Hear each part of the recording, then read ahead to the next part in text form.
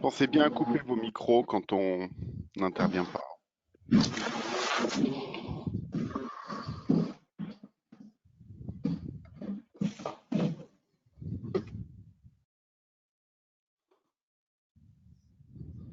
On va patienter une petite minute.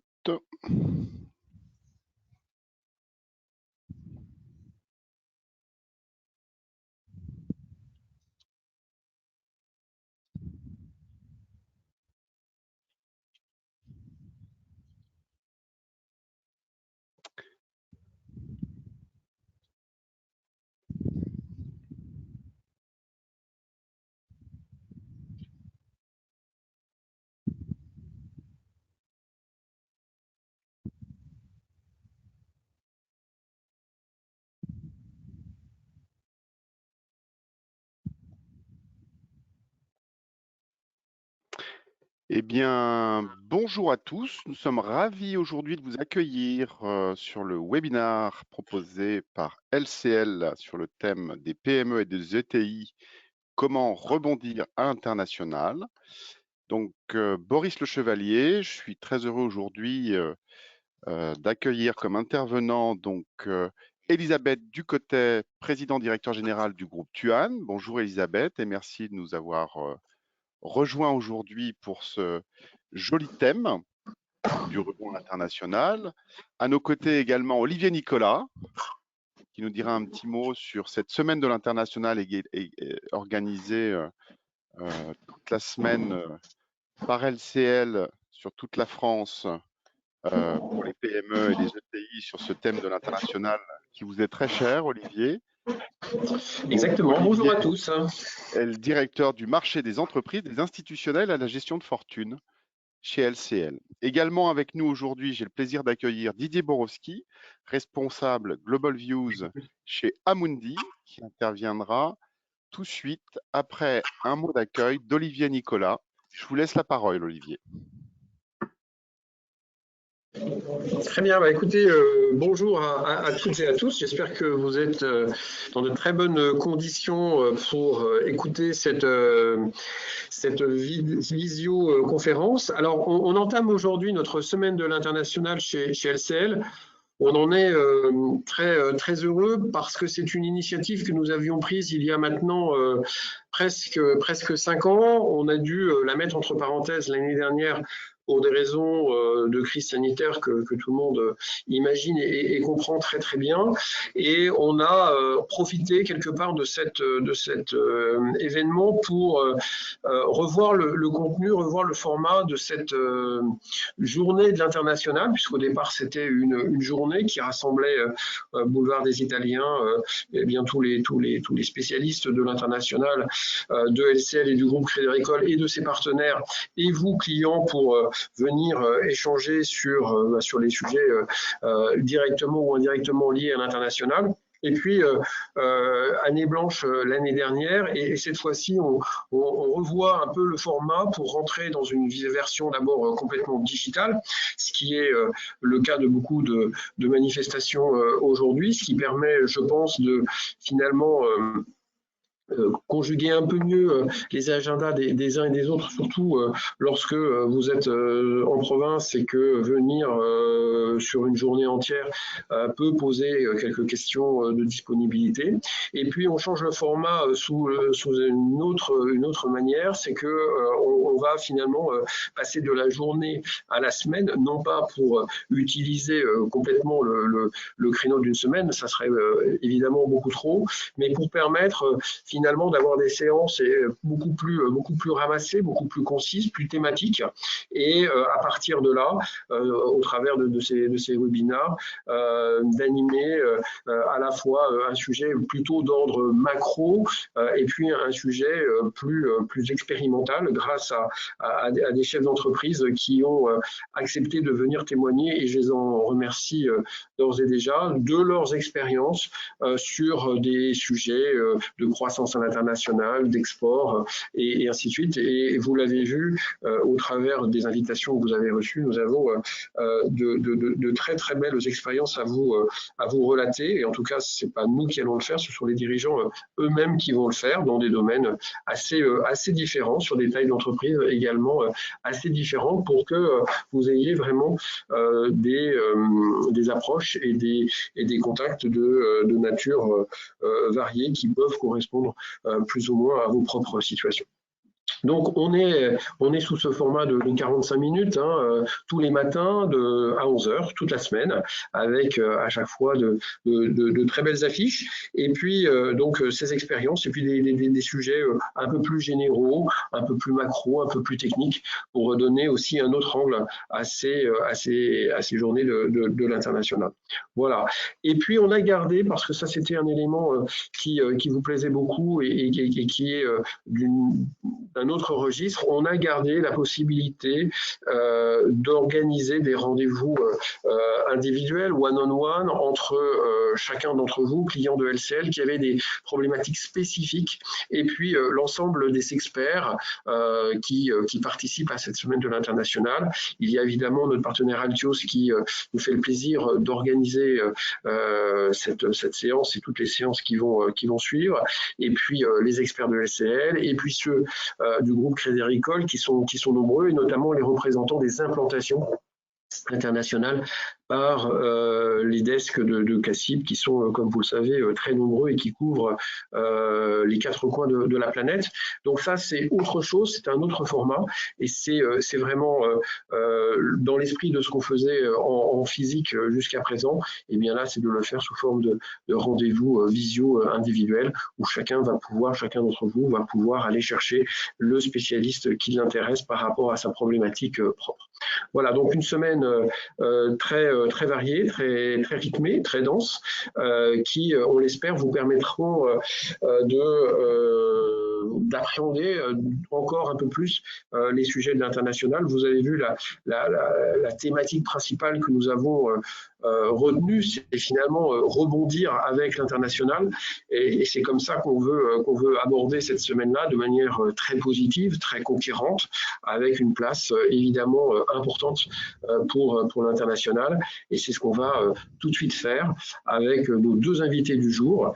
D'une part, Didier Borowski, que vous connaissez probablement, qui est, on va dire, responsable Global View chez Amundi, donc on va dire chef économiste, un peu avec une vision très 360 de l'économie sur l'ensemble de la planète, et qui va pouvoir nous dire comment la reprise se prépare, se réalise, sur quel secteur, avec quelles difficultés. Et ça sera un baromètre, je pense, très intéressant pour vous d'intégrer dans vos stratégies à l'international. Et puis après, nous avons la chance d'avoir avec nous Elisabeth Ducotet, qui est PDG du groupe Tuan, groupe bien connu dans toute la partie textile médicale, qui est en plus membre du conseil d'administration du METI, et donc qui a une vision encore plus large que celle de son entreprise, et qui nous fera part de son expérience récente sur son développement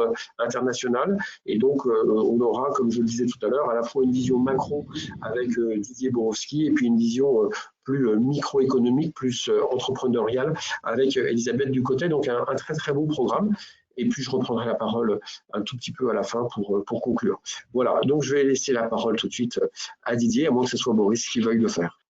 Je vais dire un tout petit mot. Merci Olivier pour cette introduction. Je voudrais juste signaler à tous les dirigeants qu'il est possible donc de disposer de formats de 45 minutes à 1 heure pour parler de leur projet de développement à l'international ou de leurs difficultés ici ou là. Et donc, avec LCL, on pourra échanger avec vous. Il y a déjà une centaine de rendez-vous qui ont été programmés cette semaine, donc c'est une belle performance. N'hésitez pas à vous connecter au-delà des 5 webinaires qu'on propose tous les jours, comme cela a été indiqué, sur lequel on reviendra à la fin. Sans tarder, Didier Borowski, c'est à vous, donc responsable Global Views Amundi, qui va nous parler des perspectives économiques internationales. Merci, bonjour à toutes et à tous. Alors, en guise d'introduction, peut-être quelques mots sur la nature de cette crise. Vous savez que c'est une crise unique dans l'histoire. C'est la plus grave crise sanitaire, on le sait, depuis la grippe espagnole il y a plus d'un siècle. À l'origine, c'est même pas une crise économique, hein, c'est une crise sanitaire qui s'est évidemment transformée en une crise économique et qui, grâce à l'intervention historique, il faut bien le dire, à la fois des banques centrales et des gouvernements, eh bien, on a évité une crise financière qui aurait pu rétroagir sur la sphère économique réelle. Ce qui ne signifie pas que la crise n'est pas sévère, hein, sur le plan économique, elle est sévère, mais elle devrait laisser quand même beaucoup moins de traces de notre point de vue que la grande crise financière, parce que les politiques économiques ont tiré les leçons de ce qu'on a connu au moment de la grande crise financière et après la crise des dettes souveraines du côté de la zone euro. Ça, c'est la bonne nouvelle. Alors, quand on regarde l'activité économique, on en est à un point où l'activité économique rebondit à peu près partout. Peut-être regarder le premier graphique sur la page 5. Quand vous regardez de façon séquentielle et assez élémentaire ce qui s'est passé dans les pays, on va dire émergents, d'abord la Chine, mais ça concerne également l'Asie, les États-Unis et la zone euro, vous voyez évidemment le choc, le premier choc, il a commencé en Chine, et c'est en Chine que l'activité économique a commencé à s'effondrer, mais c'est aussi en Chine que l'activité économique a rebondi pour des raisons d'ailleurs diverses et variées, mais probablement aussi une maîtrise de l'épidémie qui a été beaucoup mieux gérée. Ensuite, vous avez les États-Unis qui ont connu une moindre contraction de l'activité économique, mais qui se reprennent de façon assez nette avec une campagne de vaccination qui a commencé plus rapidement qu'en Europe. Et puis la zone euro, vous voyez, qui reviendra au niveau. Alors, comment lire ce graphique? En gros, la courbe en rouge vous montre que l'activité économique en Chine et dans de nombreux pays d'Asie du Nord est déjà 5% au-dessus de son niveau de la fin 2019, hein, donc avant la crise du Covid. Pour les États-Unis, c'est au deuxième trimestre de cette année que l'activité économique, en moyenne, hein, c'est sur le plan macroéconomique, retrouve son niveau initial de la fin 2019. Et vous voyez que dans la zone euro, il y a un retard qui vient du fait que les mesures de confinement étaient beaucoup plus sévères, que la campagne de vaccination a pris du retard et que le rebond sera là, mais on va mettre un peu plus de temps à se relever de cette crise en termes économiques. Et alors, il y a une dichotomie assez marquée, si vous voulez, sur le graphique d'après, une dichotomie quand même assez marquée au sein de la zone euro entre l'Allemagne et la France d'un côté, qui vont connaître un rebond assez net et vont retrouver le niveau initial d'activité mi-2022, c'est-à-dire à peu près un an après les États-Unis. Je crois que c'est ça qu'il faut avoir en tête, un écart de cycle entre la zone euro et les États-Unis qui est à peu près un an, 12 à 18 mois, et puis l'Italie et l'Espagne qui sont très en retard et qui retrouveront plutôt fin 2022 voire début 2023 le niveau initial d'activité. Évidemment, c'est le secteur manufacturier qui a redémarré le plus rapidement parce que c'est en ligne avec il était en ligne avec le commerce mondial et le moins sujet aux contraintes, aux problèmes liés aux contraintes de fermeture de certains secteurs. Hein, c'est le secteur des services. Hein. Ça a été une récession qui a affecté profondément, vous le savez bien, le secteur des services en raison des mesures de contraintes sanitaires, de restrictions sanitaires, de fermeture des activités. Bon, donc on voit sur le graphique, si on va sur la page d'après, on voit le rythme de reprise en haut du côté de l'industrie. Vous voyez qu'on a quasiment normalisé, hein, dans les pays de la zone euro, si vous regardez simplement la situation dans l'industrie, quasiment normalisé la situation au sens où on est quasiment revenu au niveau initial d'activité qui prévalait à la fin de l'année 2019. Vous voyez que du côté des ventes au détail, il y a un rebond assez spectaculaire, plus fortement marqué aux États-Unis qu'en Europe, mais ça s'explique aussi par de la politique économique qui a été plus frontale, si j'ose dire, aux États-Unis, avec des chèques envoyés aux ménages, financés par la Banque centrale, donc une expansion budgétaire et monétaire à tout va qui ont provoqué un choc sur le niveau d'épargne des ménages et qui permet un redémarrage un peu plus dynamique de la consommation. Ceci dit, on va voir en zone euro dans les mois qui viennent, hein, au cours de l'été, un rebond assez spectaculaire du côté des services et de toutes les activités qui étaient fermées. Alors, le taux d'épargne, simplement un mot, hein, sur la page suivante. Si vous regardez sur la page suivante, vous voyez bien la différence aux États-Unis. Hein, à droite, le carré bleu vous montre la moyenne 2020 du taux d'épargne. Le carré en bleu ciel vous montre la moyenne au cours des 20 dernières années. Vous voyez à quel point vous avez eu une montée du taux d'épargne. En grande partie, ça s'explique aussi par des flux de revenus qui ont été maintenus par les politiques publiques, mais aussi par les chèques aux ménages, hein, dont j'ai parlé aux États-Unis. Du côté de la France, les revenus, et dans tous les pays d'Europe, hein, la politique budgétaire a été la même, c'est maintenir les revenus des ménages de façon à ne pas créer ou à ne pas approfondir la nature, le choc économique. Alors, où on est de la reprise? Un graphique, peut-être le graphique suivant, qui vous montre très rapidement la situation. Le climat des affaires est au plus haut. Il est au plus haut dans l'industrie. Il est au plus haut, hein, de façon intéressante, dans les services. Hein, le petit carré rouge vous montre si on est au plus haut de la petite barre. Et vous voyez qu'il est au plus haut dans les pays qui ont déjà commencé bien en avance leur campagne de vaccination. Ça veut dire quoi en pratique? C'est que vous regardez à gauche, le climat des affaires est au plus haut dans l'industrie. Ça, c'est en ligne avec la reprise mondiale. Et dans les services, ça va venir. C'est-à-dire que la zone euro il y a un petit peu un retard à l'allumage du côté de la zone euro, mais bien évidemment, on attend une amélioration des conditions dans le cours du troisième trimestre, mais qui est une accélération mécanique. Il faut avoir en tête que ce qu'on va connaître, il ne faut pas verser dans l'euphorie, ce qu'on va connaître au cours du troisième trimestre, on a bien conscience que c'est un phénomène de rattrapage, que c'est lié à la réouverture des activités, c'est pas nécessairement là pour durer au quatrième trimestre. Donc ça suscite évidemment des inquiétudes. Alors, un mot des politiques économiques, je ne vais pas m'approfondir sur le slide d'après, sur la diapositive d'après, sur les plans américains, vous en avez entendu parler, on pourra vous délivrer les diapositives si vous le souhaitez, donc des plans de stimulation de l'activité économique, d'abord court-termistes, c'était ce qui a été voté après l'élection de Biden dès le début du mois de mars, et plutôt deux autres grands plans qui visent cette fois les années qui viennent, donc ça c'est très important en termes de perspective. Vous avez deux grands plans de stimulation budgétaire qui touchent à la fois les infrastructures, mais aussi qui visent à rééquilibrer la société américaine où le niveau des inégalités avait augmenté de façon spectaculaire au cours des dernières décennies. Et ça promet donc une économie plus équilibrée, dopée par la dépense publique au cours des années qui viennent. Donc on a probablement, et si les infrastructures sont réalisées, parce qu'on sait que les États-Unis sont très en retard en matière d'infrastructure, eh bien c'est quelque chose qui devrait augmenter ce qu'on appelle le potentiel de croissance, c'est-à-dire la croissance tendancielle de l'économie américaine dans les années qui viennent. Donc ça, c'est en cours. Ce n'est pas encore passé au Congrès, mais ça devrait passer au Congrès d'ici la fin de l'année, compte tenu de la majorité démocrate. Donc ça, c'est un facteur d'optimisme, pas seulement pour cette année, mais j'ai envie de dire pour le cycle d'activité américain dans les années qui viennent. Il peut connaître des à-coups, mais fondamentalement, il y aura un support budgétaire dans les 8 à 10 ans qui viennent, absolument spectaculaire venant de la dépense publique. C'est les plus grands plans de stimulation de l'économie américaine de l'après-guerre.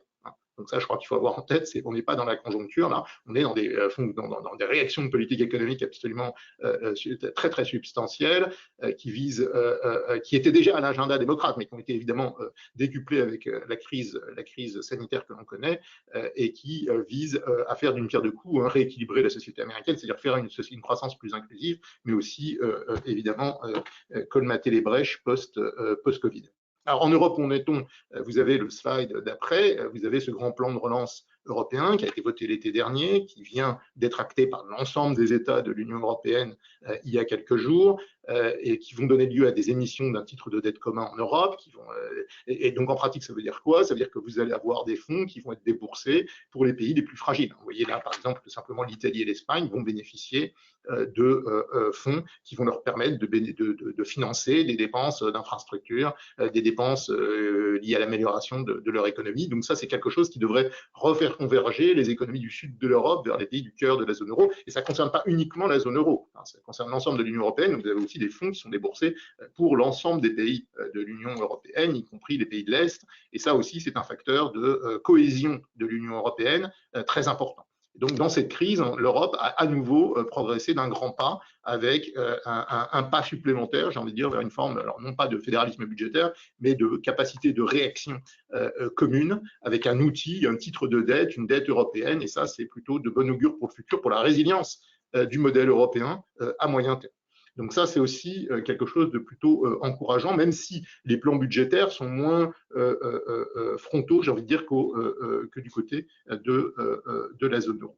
Alors, fiscalité des entreprises, ça c'est un sujet, slide suivant, qui retient beaucoup l'attention. Je dirais simplement un mot, vous avez entendu parler de cette fiscalité minimale à l'échelle internationale sur lesquels les pays de l'OCDE se sont mis d'accord, à minima 15%. Vous voyez que si vous regardez par pays, c'est évidemment l'Irlande et puis les paradis fiscaux qui sont dans un premier temps évidemment touchés. Quand vous regardez sur le plan sectoriel, ça va être des entreprises aux États-Unis, notamment du secteur de la santé et de la technologie avec les GAFAM, mais pas seulement, qui sont également touchés. Alors l'idée, elle est simple, à l'échelle internationale, ce type de crise donne lieu à des dépenses spectaculaires, dépenses publiques spectaculaires. Il y a une évasion fiscale qui est facilitée par la mondialisation, par la technologie. Et donc là, il faut se réattribuer ces bases fiscales et faire en sorte qu'on puisse financer les plans qui sont mis en place. Donc il y a un côté win-win, gagnant-gagnant, à cette forme de coopération fiscale à l'échelle mondiale qui vise à ce que les États maintiennent une base fiscale et luttent contre l'optimisation fiscale. Ça, on le sait dans les études internationales, c'est gagnant-gagnant à l'échelle mondiale. Alors évidemment, un mot, hein, on est très en deçà évidemment des taux qui étaient souhaités par les Européens, très en deçà des taux qui sont en Europe. Donc c'est avant tout un sujet aujourd'hui de lutte contre les paradis fiscaux et contre la fiscalité de certains petits pays. Alors les taux d'intérêt, je dirais simplement un mot, je répondrai à nouveau aux questions si vous en avez, mais les banques centrales vont maintenir des politiques monétaires très accommodantes. Donc vous pouvez aller sur le slide d'après, vous avez le détail par pays, mais en un mot, la Banque centrale européenne n'est pas prête de remonter ses taux d'intérêt et va continuer également d'acheter des titres en finançant par création monétaire ces titres. Donc ça veut dire des taux d'intérêt qui vont rester faibles. Alors attention cependant, les taux d'intérêt vont rester faibles, mais avec probablement des taux de marché qui vont commencer à remonter. Bon, je vais passer sur le graphique d'après. Un mot sur l'inflation. Alors l'inflation, si vous regardez le graphique d'après, l'inflation augmente partout. Elle augmente du côté des produits de base. Encore le graphique d'après sur les produits de base. Elle augmente en raison vous le voyez aux États-Unis, notamment aux États-Unis, mais également en Europe.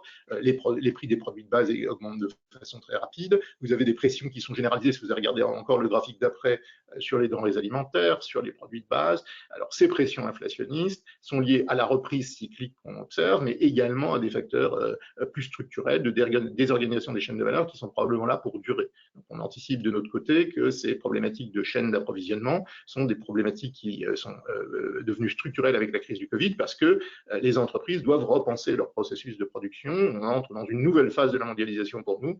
C'est une phase de la mondialisation où les entreprises doivent penser en termes de résilience de leur chaîne d'approvisionnement, de leur chaîne de valeur. Donc, ce qui va mener à des formes de rapatriement de la production dans les régions, pas nécessairement dans les pays, ou de diversification des chaînes d'approvisionnement pour améliorer la résilience, et cela se fera aura un coût. Et donc, de notre point de vue, ça, c'est pas encore bien pensé par l'ensemble des marchés. Il nous semble qu'on peut quand même connaître une pression haussière sur les taux d'intérêt à long terme, alors non pas immédiate, mais à moyen terme, il faut s'attendre à ce que les taux d'intérêt quand même remontent à partir de leur niveau exceptionnellement faible et qu'on entre dans un environnement d'inflation un peu plus élevé. Alors, vous allez sur le graphique d'après, les difficultés d'approvisionnement. Je pense que vous les connaissez au quotidien, naturellement. Cela dépend évidemment des secteurs. Donc là, vous avez la dernière enquête de la Banque de France qui vous montre les difficultés d'approvisionnement selon les secteurs. C'est du côté de l'électronique, des produits automobiles qu'on voit les plus grandes difficultés d'approvisionnement, mais vous voyez qu'elles sont quand même assez généralisées. Et donc ça se traduit par des tensions sur les prix. Et alors, dans la mesure où les entreprises ont un peu plus de capacité à fixer leur prix dans une phase où il y a une demande qui va être très forte, parce que vous avez de l'épargne qui va se déverser sur la consommation, l'épargne qui a été forcée, qui va se déverser sur la consommation, moins dans un premier temps, ça permet aux entreprises de répercuter les hausses de prix dans leurs prix de vente finaux, moins dans un premier temps, et ça, c'est quelque chose qui peut générer cette petite boucle inflationniste, et c'est ce qu'on est probablement en train d'observer au jour d'aujourd'hui. Donc, l'inflation peut durer quand même un petit peu plus longtemps que dans une reprise cyclique normale en raison de ces perturbations des chaînes de valeur. Donc, les contraintes sur la diapositive d'après, les contraintes dans l'industrie sont particulièrement visibles dans les enquêtes. En France, contraintes, difficultés d'offres qu'on avait vu l'an dernier, difficultés d'offres qu'on voit du côté de l'offre, qu'on voit au jour d'aujourd'hui. Là, ça vous relate simplement les difficultés d'offres, mais on observe aussi sur le marché du travail des difficultés de recrutement dans certains secteurs, et ça aussi, ça peut pousser les salaires à la hausse et provoquer une petite boucle inflationniste. C'est ça qu'il va falloir surveiller de très près, parce qu'évidemment, on sort de décennies de taux d'intérêt extrêmement faibles en raison d'une inflation particulièrement faible. Il nous semble que là, on n'a pas simplement un redémarrage lié à un effet de base, qu'il y a quelque chose de plus structurel qui est en train de se nouer sur les taux d'inflation. Et ça, c'est quelque chose qu'il va falloir surveiller comme le lait sur le feu, naturellement, parce que ça nous semble être un changement de donne. Alors, si je résume les grandes tendances dans ce monde de l'après-Covid et pourquoi la mondialisation va continuer à jouer un rôle important. Alors, le premier point, c'est qu'il faut se préparer à un changement de régime. De notre point de vue, toutes les grandes crises de ce type, même si elles sont jugulées par l'intervention de la politique économique, laissent des traces dans le système. Alors, du côté des pays émergents, c'est évident parce que le niveau de pauvreté a beaucoup monté, notamment du côté des pays émergents qui n'ont pas accès, comme les pays avancés, à la vaccination. Mais c'est aussi quelque chose dont on voit que ça laisse des traces du côté de l'emploi, où ce sont les emplois les moins qualifiés qui ont subi le plus l'ajustement sur le marché du travail. Alors, si je regarde sur la diapositive d'après, en 4 grands blocs, les grandes tendances que l'on anticipe, vous avez d'un côté toutes les peurs mondiales, elles sont là pour rester, hein, le changement climatique, la propagation de nouveaux virus. On voit dans les enquêtes que ça fait partie des risques les plus importants qu'ont les investisseurs, qu'ont les chefs d'entreprise et les investisseurs en tête. Les inégalités qui ont beaucoup monté, de notre point de vue, c'est quelque chose. Alors, la montée de la fiscalité, c'est évidemment une forme de coopération gagnant-gagnant que j'ai cité pour éventuellement lutter par des programmes de redistribution interne. C'est notamment le vrai aux États-Unis, mais on peut voir des tensions sociales en sortie de crise. Les dettes qui ont beaucoup monté, dettes privées, dettes publiques, qui appellent des banques centrales à maintenir quand même des conditions monétaires et financières très accommodantes. C'est pour ça qu'on est dans une reprise hors norme. Hein. Dans une reprise normale, vous auriez à ce stade du cycle, évidemment, les banques centrales qui remontent leur taux d'intérêt. Vous avez de l'inflation, les banques centrales, si elles avaient la même approche que par le passé, elles remonteraient déjà leur taux d'intérêt. Elles ne sont pas prêtes de remonter leur taux d'intérêt parce qu'elles considèrent qu'aujourd'hui, l'inflation d'abord a été très faible pendant très longtemps. Deuxièmement, les taux d'intérêt, on a besoin de taux d'intérêt faibles, tout simplement pour soutenir les conditions monétaires et financières et compte tenu de l'augmentation de la dette. Donc ça, c'est un engagement des banques centrales à maintenir des taux d'intérêt très faibles pendant très longtemps, beaucoup plus que par le passé. Donc ça, c'est plutôt une bonne nouvelle. En revanche, ça ne doit pas masquer le fait que le régime d'inflation, lui, est en train de changer. Ça, c'est un sujet notamment de préoccupation. Il est en train de changer parce qu'on est en train de changer de dynamique du côté de la mondialisation. Le maître mot aujourd'hui, partout, que ce soit sur le plan macroéconomique ou microéconomique, c'est la résilience.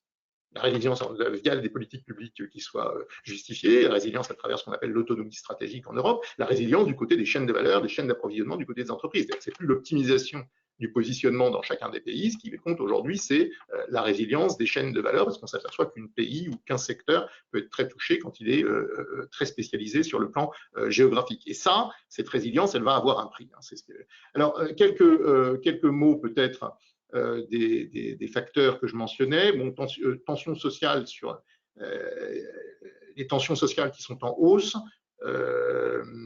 Les tensions sociales qui peuvent aussi perturber quand même l'agenda politique dans un certain nombre de pays et qui est un facteur à intégrer par les chefs d'entreprise parce que ça veut dire potentiellement que aussi c'est un élément qui doit conduire à davantage de diversification. On sait qu'on a aujourd'hui des systèmes sociaux qui peuvent être challengés sur le plan national, qui peuvent mener à des grèves, à des tensions et dans ce type de configuration, avoir une bonne diversification de ces chaînes de valeur, c'est faire en sorte de ne pas être trop sujet à des développements de tensions dans un pays ou dans l'autre. Donc on vit dans un monde qui est plus fragmenté, qui s'accompagne de tensions sociales liées à une croissance qui n'est pas très inclusive ou qui n'a pas été au cours des dernières décennies. Et ça, c'est un élément qui doit inciter à la diversification. Deuxième point sur lequel, peut-être en allant sur le graphique d'après, sur lequel j'aimerais dire un mot, vous voyez sur la partie droite notamment, sur la courbe en bleu ciel, l'évolution du commerce mondial depuis le début des années 70, hein, donc cette évolution assez spectaculaire, et parallèlement la désinflation, la courbe en bleu marine, le taux d'inflation qui a chuté. Une partie de la faible inflation qu'on a connue au cours des dernières décennies s'explique par la mondialisation et par l'éclatement des chaînes de valeur avec la capacité d'aller produire à l'autre bout du monde avec des coûts inférieurs. On est probablement à la fin de cela parce qu'on voit qu'il y a quand même un prix à payer quand on a un choc. Alors ça peut être un choc épidémique à l'autre bout du monde, mais ça peut être aussi des catastrophes climatiques, des chocs, un tremblement de terre, etc. Donc on a vu en effet des chaînes de valeur au cours de la dernière décennie particulièrement perturbées. Donc le thème de la résilience est un thème très, très important. Alors, pour les chefs d'entreprise, si on voit le secteur, si on va sur la page 25, l'élément qui, à mon sens, est le plus important, je l'ai déjà mentionné, page suivante à nouveau, c'est d'accroître la résilience des chaînes de valeur. On s'aperçoit qu'on va avoir, si on va page suivante à nouveau, accroître la résilience, on a des modes de production qui sont plus globalisés. Ces modes de production plus globalisés dans une économie qui est de plus en plus fragmentée nécessitent une localisation, une optimisation de la localisation. L'ouverture commerciale en soi, c'est quelque chose qui peut générer, qui peut stabiliser la volatilité du cycle, qui peut aussi amener à plus d'innovation. Et c'est quelque chose qui peut aider également, c'est ce que trouve la littérature macroéconomique, aider à lutter contre les chocs externes. Et par conséquent, c'est quelque chose de très bénéfique. Et donc, les politiques publiques vont viser et aider probablement les chefs d'entreprise à opter pour des processus ou des organisations qui soient plus résilientes, ce qui veut dire en termes clairs une diversification dans les chaînes de valeur. Il ne s'agit pas de tout reproduire sur le territoire national, ce n'est pas faisable, mais il s'agit d'augmenter, alors quand c'est possible, pour les biens à faible valeur ajoutée, d'augmenter les capacités de stockage. On a bien vu l'utilité du stockage potentiellement quand on a des chaînes d'approvisionnement qui sont complètement rompues, et aussi de diversifier ces chaînes de valeur, de ne pas être sensible à un seul partenaire commercial dans l'approvisionnement. C'est aussi quelque chose qui devrait permettre d'améliorer, slide après, la compétitivité et l'innovation. Et on trouve en effet que donc, la mondialisation n'est pas remise en cause, c'est la forme de la mondialisation qui est à interroger aujourd'hui. C'est l'hyperspécialisation sur un pays qui est aujourd'hui en question. Mais le recentrage et la diversification des chaînes de valeur est quelque chose qui ne remettra pas en cause la mondialisation et qui devrait faire qu'on rentre dans une nouvelle phase de la mondialisation qui est porteuse toujours d'opportunités pour augmenter la productivité, la capacité à innover et s'adapter aux chocs externes. Parce que le maître mot aujourd'hui, c'est de se dire on connaîtra des chocs dans le futur, ce peut être des chocs climatiques, ce peut être des chocs de tremblements de terre, ce peut être des chocs liés à de nouvelles épidémies, et il faut augmenter la résilience des processus de production aux chocs du futur qui sont inévitables. Sans compter le fait que les risques géopolitiques sont là, ils sont bien présents, on a des tensions qui vont monter entre les États-Unis et la Chine, et là encore, la diversification géographique, soit pour des investisseurs en titres financiers ou pour des chefs d'entreprise avec différentes localisations de leur activité productive, eh bien, la diversification géographique est aujourd'hui le maître mot. Et c'est probablement, si vous avez des questions, des éléments très importants aussi pour la France. Alors, je finirai par un mot.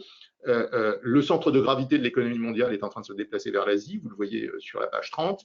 Le centre de gravité voilà, vous y étiez, il est en train de se déplacer vers l'Asie, c'est le sens de l'histoire. Ça a commencé déjà depuis au cours des 20 dernières années, ça va continuer dans les 20 prochaines années. C'est ça le sens de l'histoire.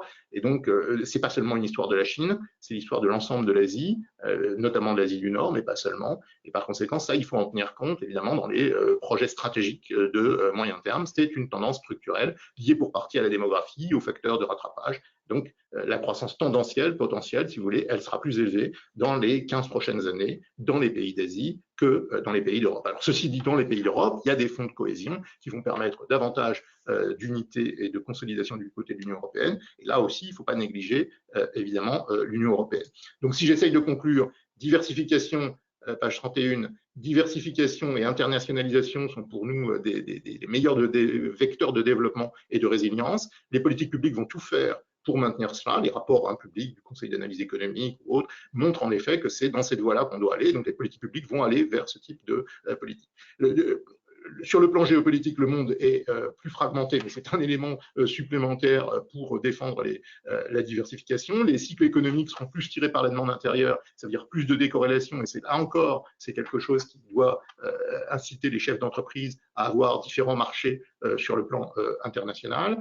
L'Europe est un continent qui a de l'avenir, mais quand on le regarde au sens large, y compris les pays de l'Union européenne qui sont en grande difficulté aujourd'hui parce qu'il va y avoir des politiques d'aide liées au plan NGEU. Et enfin, de toute évidence, ne pas oublier que le centre de gravité de l'économie mondiale a commencé à se déplacer des pays de l'Ouest vers l'Asie, et ça va continuer dans les 10 à 15 prochaines années.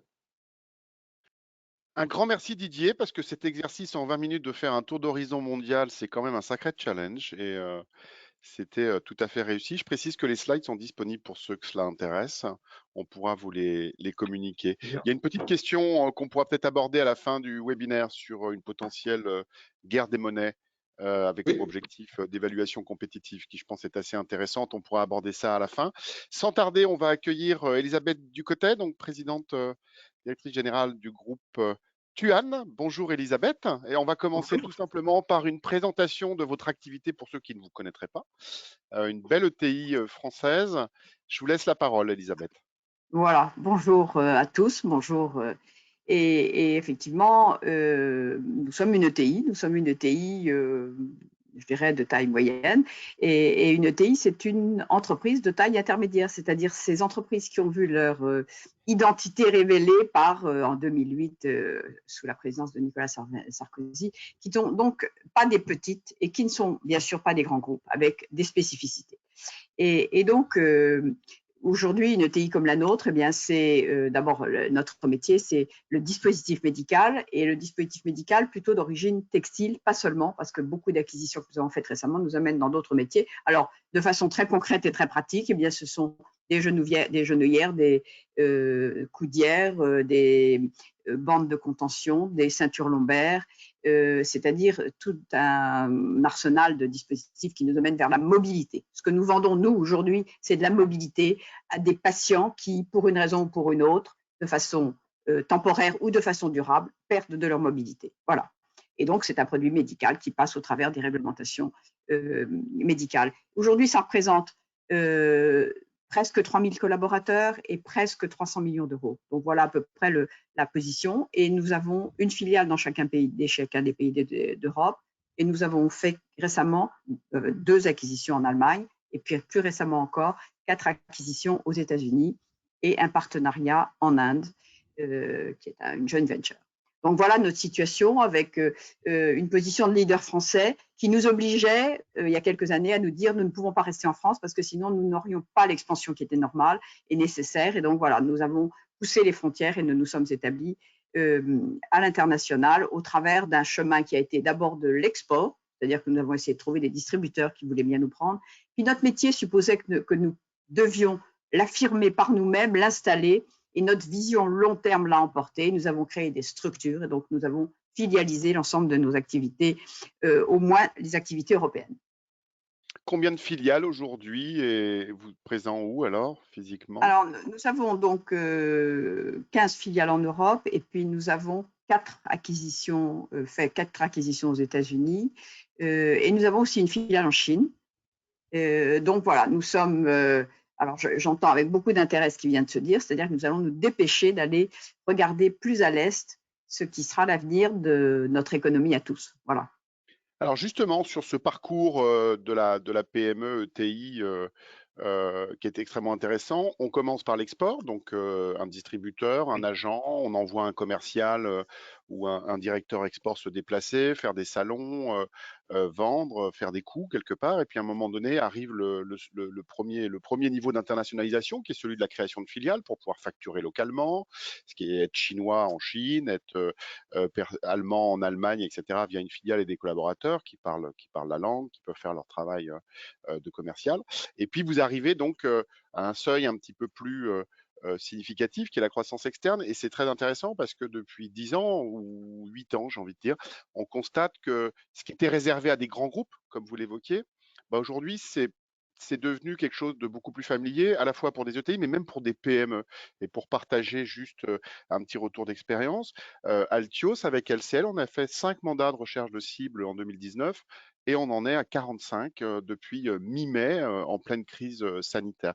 Est-ce que vous pouvez nous dire un petit mot, ce qui est extrêmement significatif bien sûr, est-ce que vous pouvez nous dire un petit mot justement sur la première croissance externe, le pourquoi vous êtes allé vers cette option plutôt que de recréer une filiale? Est-ce que c'est parce que c'est plus rapide, les intérêts, portefeuille client, synergie industrielle? Est-ce que vous pouvez nous dire un petit mot à la fois sur l'intérêt pour une entreprise comme la vôtre et puis peut-être les difficultés ou en tous les cas les écueils quand on fait une croissance externe, parce que ça ne se fait pas non plus comme ça, j'imagine.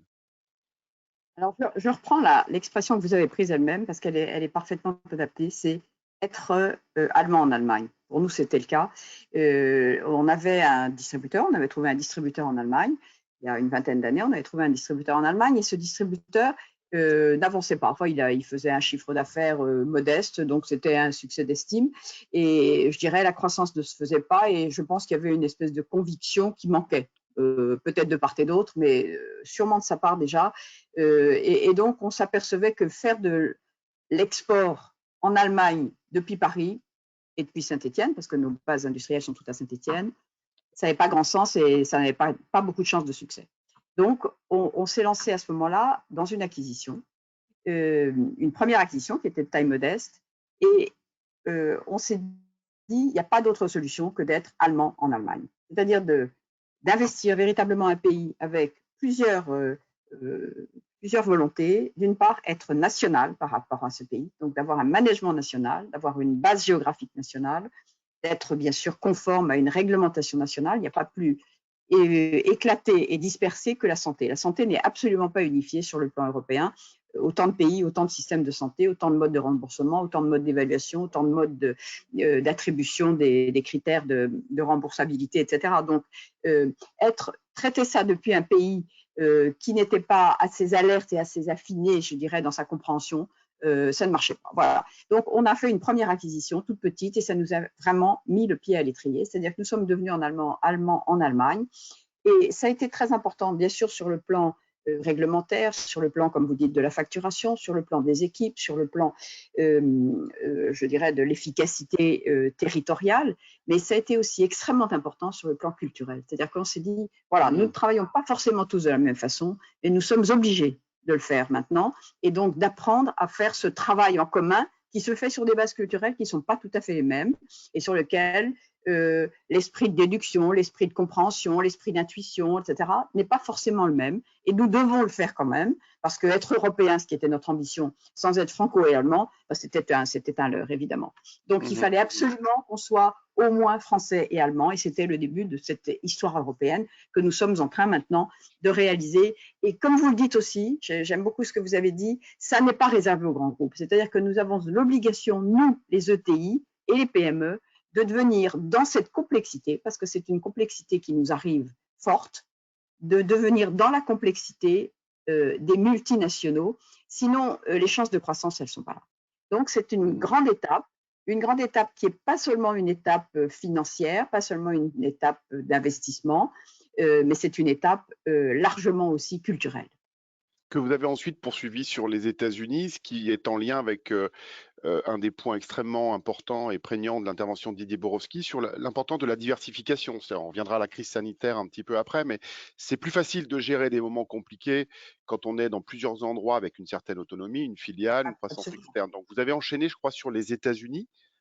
Absolument, on a enchaîné sur les États-Unis parce que finalement le mode de traitement de ce que nous savons faire, c'est-à-dire cette mobilité qu'on essaye de redonner à des patients, se fait assez radicalement différemment aux États-Unis. Et on s'est dit là aussi, si on ne prend pas les modes de traitement des États-Unis et qu'on essaye, nous, d'apporter nos capacités européennes aux États-Unis, ben, ça risque de ne pas marcher. Et effectivement, par exemple, les genouillères sont des genouillères qui sont presque toutes en non textile, mais qui sont en aluminium, en plastique ou en fibre de carbone. C'est dire que le matériau lui-même, la technologie auquel on aura à se référer pour pouvoir réussir aux États-Unis ne sera pas la même. Donc, il n'y a pas d'autre solution, là aussi pour nous, il n'y avait pas d'autre solution que de faire une acquisition qui s'est d'ailleurs ensuite révélée être multiple, c'est-à-dire qu'on en a fait 4 successivement, pour pouvoir entrer avec des vraies racines qui soient déjà préétablies là-bas. Et tout ça avec un horizon, dans une ETI comme la nôtre, le long terme. C'est-à-dire qu'on pose un pied en se disant, il est possible que ce pied que nous avons posé ne nous apporte pas un bénéfice immédiat. Et il est possible que ce soit un bénéfice à long terme que nous en attendions, et non pas un résultat du mois ou de l'année qui vient. Donc, ça veut dire une vision clairement sur ce qui nous arrivera dans 5 ans, dans 8 ans, voire dans 10 ans. Aussi bien en termes, bien sûr, d'investissement financier, en termes de capacité à développer un BFR local et avoir des stocks locaux et avoir un compte client local, aussi bien dans les équipes qu'on va embaucher et former et qui n'auront pas une efficacité immédiate. Donc, il y a vraiment une vision de long terme qui est totalement en cohérence avec l'ADN des ETI.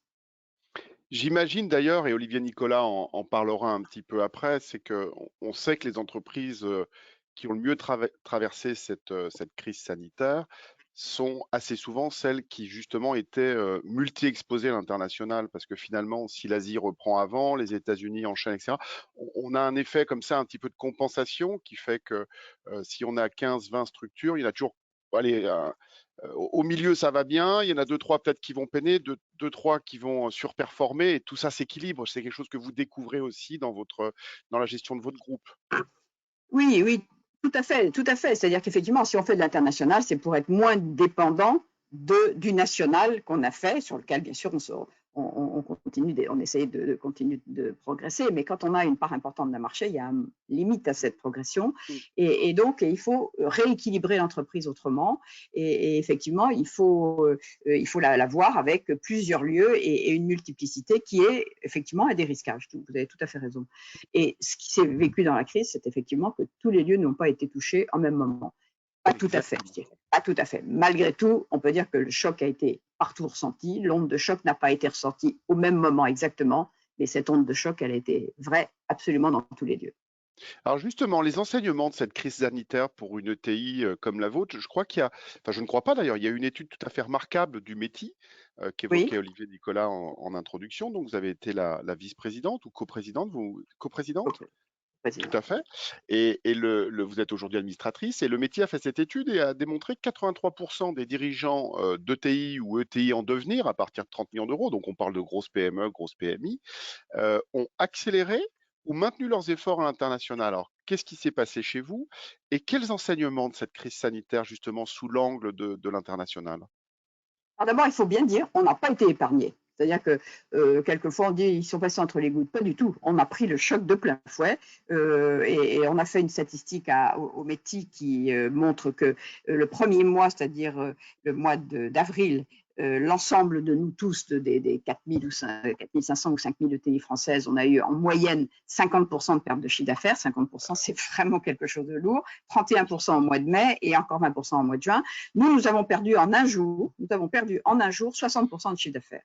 Donc, c'est une situation totalement inédite. C'est un choc initial absolument majeur. Alors, effectivement, il s'est passé derrière une résilience. Et cette résilience, il faut vraiment la souligner parce que c'est le concours de capacités internes qui sont assez spécifiques aux ETI et qu'on peut souligner. Cette résilience, elle est due d'abord à une volonté absolument farouche. Nous n'arrêterons pas. Nous avons tous dit dans nos entreprises de taille intermédiaire, nous n'arrêterons pas. Nous ne fermerons pas nos sites.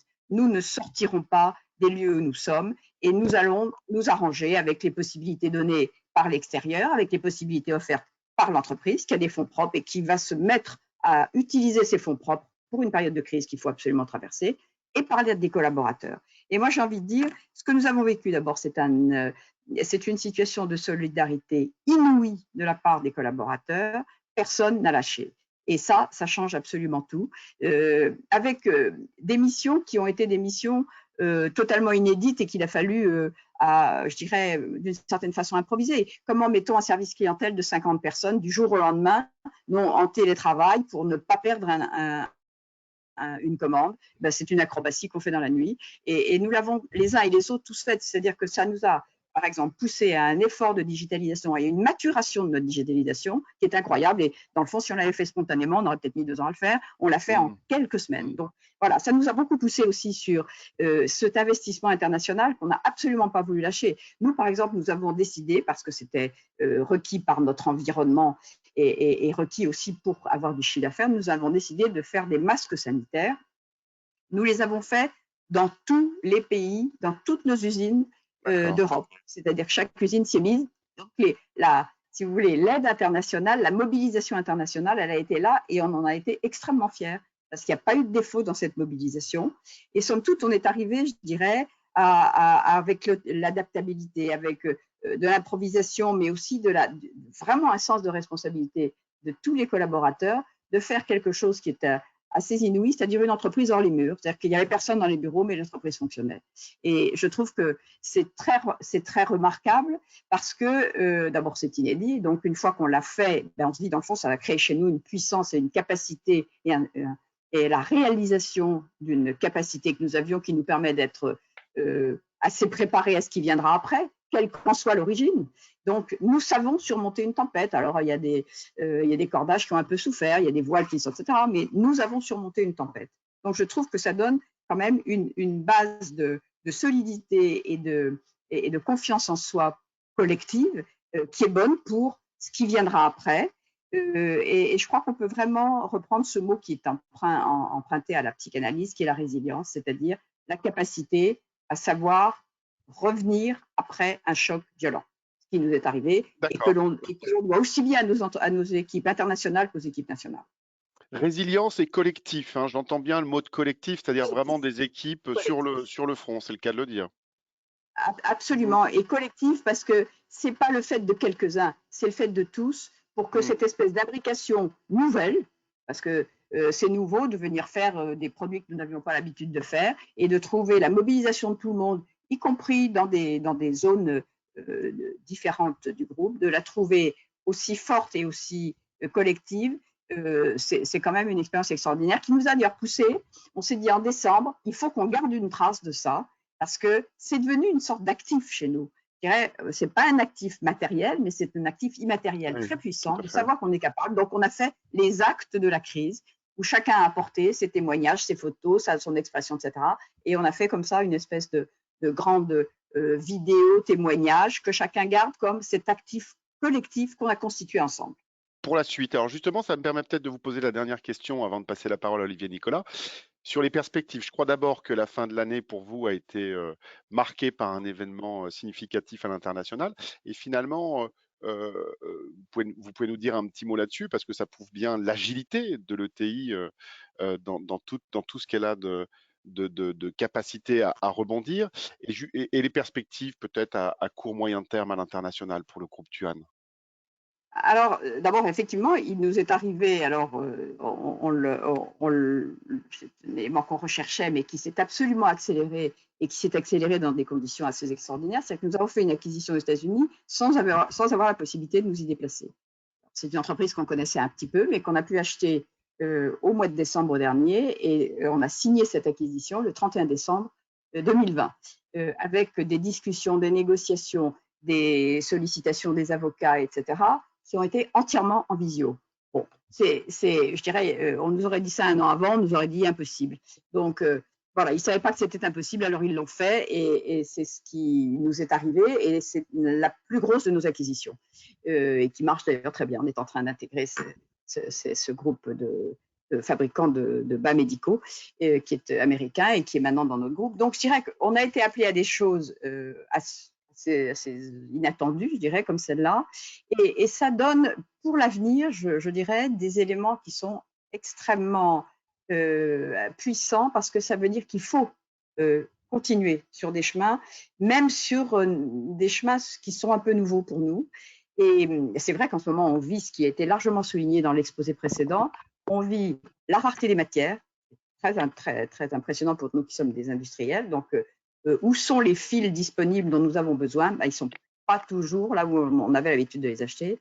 Et deuxièmement, il y a une inflation incroyable du coût du transport, c'est-à-dire que là où un conteneur de ce que nous pouvons acheter de temps en temps en Asie, quand ce prix était 1, et bien maintenant c'est 4. Ce n'est pas plus 20%, c'est multiplié par 4 en quelques mois. Donc ça veut dire qu'il y a une espèce de rebattage nouveau des cartes qui sont complètement éclairées par ces éléments de la géopolitique, qui doivent d'ailleurs nous tenir éveillés. Nous devons être totalement éveillés à ces éléments de la géopolitique, mais qui nous obligent, nous, à retravailler très à fond notre stratégie de développement international, probablement en se disant que l'industrie va redevenir plus européenne, et tant mieux pour l'Europe, et en se disant que nous devons faire d'énormes efforts pour aller en Asie. Très bien, merci beaucoup Elisabeth. Il y a une petite question pour vous, je vous la donne maintenant, elle est sur le chat, comme ça vous pourrez la préparer pour la suite avant de passer la parole à Olivier Nicolas. Après les épreuves et les transformations auxquelles ont dû faire face les ETI, les PME en France depuis cette crise sanitaire, est-ce que vous avez le sentiment que nous, entreprises françaises, on est bien armés par rapport à nos concurrents étrangers, justement pour rebondir? On pourra peut-être en parler, et je pense que ça fait une transition parfaite avec l'intervention d'Olivier Nicolas, parce que pour connaître un petit peu ce qui se passe, notamment en Italie, en Espagne, au UK, je crois savoir quand même qu'on a pu bénéficier notamment de dispositifs tout à fait remarquables dans ce pays. On ne le dit jamais assez parce que les Français ont quand même cette capacité à se plaindre souvent, mais finalement, quand on se regarde, on se désole, puis quand on se compare, on se console. Et je crois que notamment de ce point de vue-là, en France, on a quand même été à la fois soutenu par les pouvoirs publics, mais également par nos banques et LCL en tout premier lieu. Olivier Nicolas, donc après cette introduction, LCL, la banque des ETI, depuis toujours. Quelques mots justement pour nous expliquer du point de vue du banquier des ETI, les enseignements et donc par rapport à ce rebond à l'international et plus globalement sur les dispositifs que vous portez pour les entreprises françaises. Oui, merci Boris. Alors, moi, je me propose peut-être de faire justement le pont entre le témoignage d'Elisabeth Ducotet et puis les perspectives et les observations aussi macro de Didier. Déjà pour dire qu'on se retrouve vraiment totalement dans le témoignage d'Elisabeth, puisque nos observations aujourd'hui montrent que les ETI et les PME sont très enthousiastes, très offensifs par rapport à la perspective de rebond. Et je crois qu'il y a vraiment eu les deux périodes qu'on a à peu près bien identifiées. Cette période de choc avec une résilience incroyable de la part des acteurs économiques qui se sont adaptés, comme le disait Elisabeth il y a 2 minutes. Et puis après, tout de suite, cette volonté de regarder de l'avant et de dire finalement, qu'est-ce qu'on fait, comment on devient plus solide, comment on devient encore plus fort dans un monde qui va bouger. Alors sans savoir exactement d'ailleurs, et c'est un peu le charme de l'exercice, comment tout ça allait évoluer, allait se terminer, mais avec cette volonté d'adaptation. Je crois que c'était un peu le maître mot du témoignage d'Elisabeth Ducotet il y a quelques instants. Alors on a essayé de mesurer tout ça en faisant des enquêtes clients, en étant au plus près d'eux, puisqu'on a cette chance quelque part d'être un interlocuteur, finalement un peu le médecin de famille, parfois des entreprises. Et qu'est-ce que nous disent les entreprises? Elles nous disent que, et là il y a très peu de différence finalement entre les PME et les ETI. Alors il y a probablement un biais cognitif dans ce qui est dit, mais tout le monde a l'impression d'avoir été finalement plus résilient, d'avoir mieux traversé la crise que le concurrent, ce qui statistiquement interpelle, parce que ça semble pas vraiment possible, ou alors il faut être peut-être sur un champ de concurrence mondiale, ou en tout cas européenne, avec des pays qui ont peut-être un petit peu moins résisté. Mais en tout cas, ça montre l'état d'esprit, je pense que c'est surtout ça qui est intéressant, l'état d'esprit volontaire, conquérant, résilient qu'on évoquait tout à l'heure, et de se dire, finalement, on en est sorti, on a passé la crise, et on regarde de l'avant. Ça se traduit de manière très concrète dans les investissements, puisque dans tout ce qu'on évoque là, que ce soit dans la relocalisation, dans la supply chain, dans les investissements plus financiers, eh bien, il faut avoir la volonté d'investir. Et ça, les entreprises nous l'ont dit, avec 60% d'entre elles la volonté de maintenir, alors qu'il est tellement plus facile, ou en tout cas tellement plus supposé de bonne gestion que d'arrêter d'investir dans les périodes de difficulté, c'est pas du tout le message qui est renvoyé. Et même pour 20% d'entre elles, c'est d'accroître. C'est donc d'avoir identifié des opportunités et penser que le renforcement passait par des investissements supplémentaires.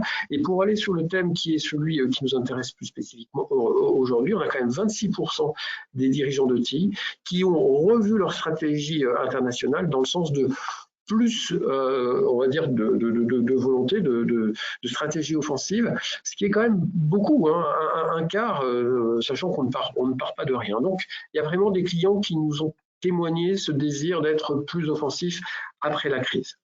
De manière plus opérationnelle, qu'est-ce qu'on observe sur les opérations de commerce international? En gros, on ne les passe pas toutes en revue, mais si on prend les principales, garantie import, on est à plus 20% depuis le début de l'année et on rejoint des niveaux qui sont des niveaux d'avant-crise. Bien évidemment, il ne faut pas se comparer à ce qu'on a pu vivre début 2020, parce que début 2020, c'est quelque part une période, une parenthèse très particulière. Et sur les garanties internationales, on est à plus 14, plus 15%. Et là, on est vraiment sur des niveaux historiques. Donc, il y a vraiment un regain, un rebond de l'activité à connotation internationale. Je dirais que ça, c'est un peu l'activité courante. Et puis, ce qu'on voit, alors, ça ne touche pas que l'international, mais la dimension internationale est très présente. C'est vraiment l'appétit d'expansion, de croissance externe, avec tout ce qu'on a dit, à la fois Didier et Elisabeth l'ont dit, se reposer la question de son modèle économique, d'aller vers une diversification, une division du risque, que ce soit du risque géographique, du risque réglementaire, du risque politique, du risque produit aussi parfois, et d'aller plus sur du local s'entendant évidemment davantage avec une connotation régionale que strictement nationale. Et ça, on le voit.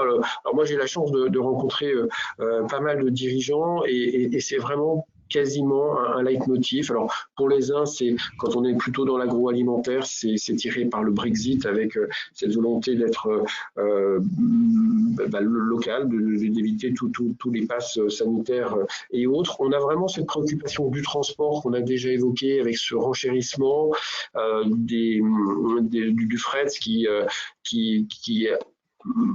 invite à réfléchir à ses implantations, à revoir sa supply chain. Donc ça, c'est des choses qui prendront probablement un peu de temps. Et au-delà de ça, je pense qu'il y a un sujet qui est présent, que certains commencent à voir, c'est que qui dit transport dit émissions, dit CO2, et dans des visions moyen terme, ou peut-être pas si moyen terme que ça, eh bien, ça sera aussi un élément important de tout ce qui va constituer le bilan carbone, les taxes carbone qui risquent d'arriver. Et donc là encore, d'avoir une relocalisation peut avoir pas mal de sens. Donc, vraiment un regard sur l'international, pas mal les États-Unis. Hein. Moi, je trouve que c'est quand même une zone qui revient fréquemment dans les propos des dirigeants que je trouve, que je rencontre, pardon.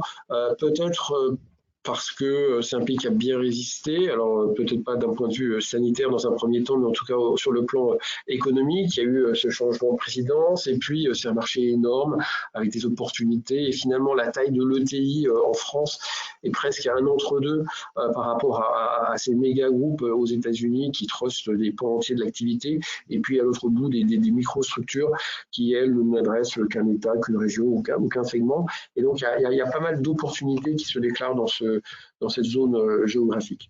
Autrement, le marché du M&A et des LBO sont très actifs pour financer toutes ces activités. On aurait pu craindre, on aurait pu imaginer, après la crise, après une certaine perception du risque, eh bien, les acteurs, les banques, enfin tous ceux qui participent à cet écosystème replient la toile. C'est absolument pas le cas. On a vraiment beaucoup d'activités. Je pense que ce qu'on observe chez nous est au plus haut de ce qu'on a toujours observé, et on est en sortie de crise. Rappelons-nous qu'il y a quelques semaines, on était encore très confinés, que l'Europe était très confinée, et pour autant, l'activité n'a quasiment pas décru et elle est repartie très vite. Alors, il y a une raison à cela, qui est que, évidemment, il y a beaucoup de liquidités dans le marché, en particulier chez les investisseurs. C'est un effet plutôt inflationniste sur les multiples de valorisation, mais nonobstant ce qu'on observe là, on a cette activité.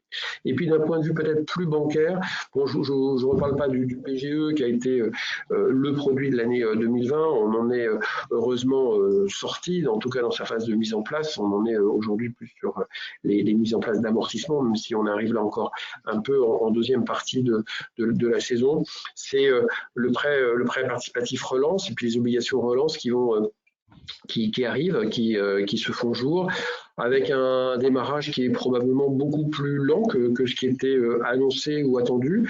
Nous, ça nous étonne moyennement chez LCL. On a toujours considéré que c'était quand même un produit de niche, ou en tout cas un produit qui nécessitait du temps pour être compris et installé chez nos clients. Et si j'en parle là, c'est parce que ça peut être une alternative à des sujets capitalistiques, et ça peut permettre de regarder au-delà des frontières pour des acquisitions ou des implantations ou des projets d'une manière plus générale, puisqu'on est sur des produits qui offrent de la durée, et on sait, et je pense qu'Elisabeth Ducotet y faisait référence tout à l'heure, les ETI, une de leurs caractéristiques, c'est la gestion du temps long, et ce sont des instruments non dilutifs qui permettent justement cette gestion du temps long. Voilà, donc on a aujourd'hui beaucoup de capteurs qui nous montrent que ce que l'on pressentait en début d'année comme étant finalement un des sujets de la relance, à savoir donc ce développement, ce rebond international, est vraiment au rendez-vous. Voilà ce que je dirais, Boris, pour conclure.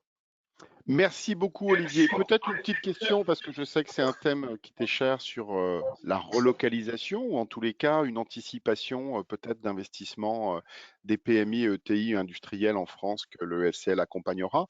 Il y a déjà, de ce point de vue-là, des petits signaux, des choses qui bougent? Un peu tôt, encore un peu tôt. Je pense que là, on est un peu sur le temps long. On l'a évoqué tout à l'heure. Je ne sais plus si c'est Didier ou Elisabeth. Je pense qu'il y a certains secteurs qui vont y être plus invités, notamment tout ce qui tourne autour de la santé, où on a vu quand même la situation de dépendance dans laquelle on se trouvait début 2020. Donc là, on le voit dans la pharmacie avec de gros investissements sur des chaînes de fabrication, par exemple, de réinternalisation de ce que l'on a vu. Très bien, merci. Je vais inviter Elisabeth et Didier à nous rejoindre. Donc, Didier, une petite question qui avait été posée sur le chat, une question assez simple en fait. Est-ce que la forte reprise du commerce, la relance des exportations, tous ces plans gouvernementaux pour soutenir la demande, etc., est-ce qu'il peut y avoir comme corollaire une guerre des monnaies à nouveau avec un objectif de dévaluation compétitive? Est-ce que c'est une option Bon, c'est pas le thème central aujourd'hui, hein. D'une part parce qu'on s'aperçoit que la reprise elle est tirée par la demande domestique, hein. Même s'il y a des avantages à l'internationalisation, le vrai vecteur du rebond de la croissance, c'est la réouverture des économies, et donc l'économie domestique est le premier moteur de l'activité. Le deuxième point, c'est que quand on a une reprise mondiale très vigoureuse de ce type, le premier facteur qui explique les échanges, c'est la demande, c'est pas le change. Il faudrait vraiment un choc sur le change particulièrement marqué pour obérer les capacités de rebond des exportations, par exemple. Et donc, quand on voit un rebond simultané de la demande dans tous les pays, parce que c'est une reprise mondiale, hein, même si elle ne se passe pas à la même vitesse au même moment dans tous les pays, bah, ça ne fait pas grand sens. Troisième élément, il n'y a pas de toute façon de capacité de gérer son taux de change de façon évidente. Toutes les banques centrales sont en expansion de leur bilan, alors c'est un peu technique, mais en création monétaire. La première préoccupation des banques centrales, c'est aujourd'hui comment stabiliser les anticipations d'inflation. Je pense qu'il n'y a aucune velléité à ce jour de vraiment jouer sur le taux de change pour augmenter sa part du gâteau, parce qu'il y a en fait un gâteau qui s'accroît mécaniquement avec la reprise économique. Merci Didier pour cette réponse. Elisabeth, la dernière question pour vous. Donc, capacité de rebond des entreprises françaises, un petit peu avec votre casquette métier, au-delà de votre rôle chez Tuan, Oui, capacité oui. des ETI françaises comparativement peut-être à d'autres pour rebondir justement à l'international. Moi, ce que je crois, c'est que si vous voulez, c'est partir à l'international ou rebondir à l'international, ça suppose quelques qualités et quelques capacités. Les capacités, eh bien, je dirais qu'on vient de s'apercevoir que notre État français nous avait aidés considérablement et très vite, et très vite. C'est-à-dire que les mesures sont venues vigoureusement et tout de suite. Et je dirais, elles sont là, les PGE sont là, les chômage technique, j'espère qu'on n'en aura plus besoin.